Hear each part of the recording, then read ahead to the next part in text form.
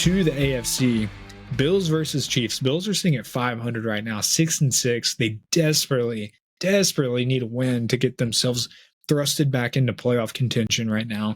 The Chiefs are really just kind of sputtering out on offense. You know, they've shown no signs of explosiveness. They've shown no signs to stretch the field with any of their receivers. And their defense is really the only thing holding this team together right now. They're 8-4. They're one game behind the number one seed in the AFC, which is currently the Dolphins. This game is, again, another playoff game in its own essence, because the Bills, this is do or die. You know, this is win or go home, straight up. There's no other way to put it for the Bills. They have to win this to be able to put themselves into position to win out and make it to a wild card. And for the Chiefs, you know, they're certainly fine in terms of playoff discussion, but they would like to get that number one seed. And so they're going to have to really get it together. The Chiefs are 2.5-point home favorites against the Bills. The point total sitting around 47.5. Looking at the betting splits too, 73% of the public is on Bills plus 2.5. 70% of the money is on Bills plus 2.5. So initial reaction, public likes the Bills, but you know, there's certainly a lot that we can dig into this game. Snap reaction to this line, Brendan. Let me know what you think is going to happen. I have way more than a snap reaction. I've got a specific scenario, which I enjoy saying, because if it's ever right, then I look like a genius. If it's wrong, no one remembers.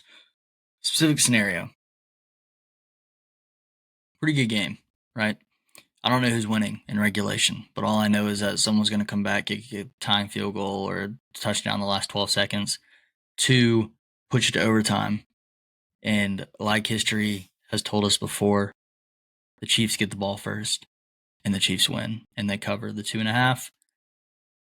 I think the Chiefs defense is way superior to the Bills. I think the Chiefs are probably going to be able to run the ball a good bit with Pacheco. And even though they aren't real explosive, like you say, they're going to be able to manage the game. It's going to go to overtime. Chiefs going to get the ball first and the game's over. And Diggs' heart will be broken again. Josh Allen will throw an interception, at least one. It's I see the future. So that's what I have. There you go. You heard it now first. He sees the future. Okay. Now, I'm going to just give the projections again. I'm changing it up today. I guess I'm just giving the projections out first. I like saving them for last, but too much going on for me not to share off the rip. The projection, the model has this as a like near dead pick even. In fact, the difference between the score projection is 0.019. So they have it like right on the nose. Point total right at 46.8. So 47 and a half is the current point total. So it really thinks the same that Vegas does pretty much, other than the fact that I think it's a pick even. And I think Vegas is giving that 2.5 to the Chiefs just due to home field advantage.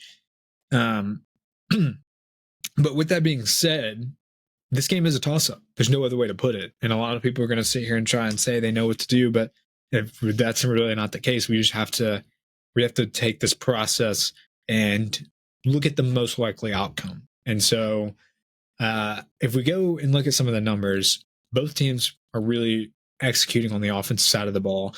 It's just tough for them to put points up on the board.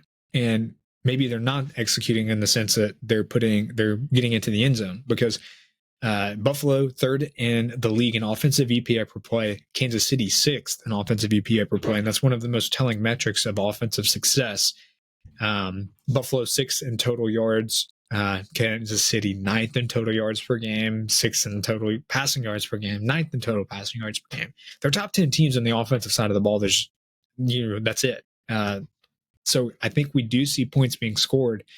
But if we go over and look at the offensive EPA per play allowed, it's actually kind of surprising. Buffalo is ninth in the league in offensive EPA per play allowed.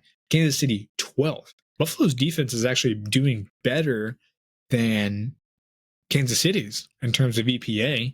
Now, Kansas City also does a bit more that, you don't really see. I mean, they're fifth in passing yards allowed per game, fourth in total yards per game allowed. So while teams can be efficient, they're still holding them.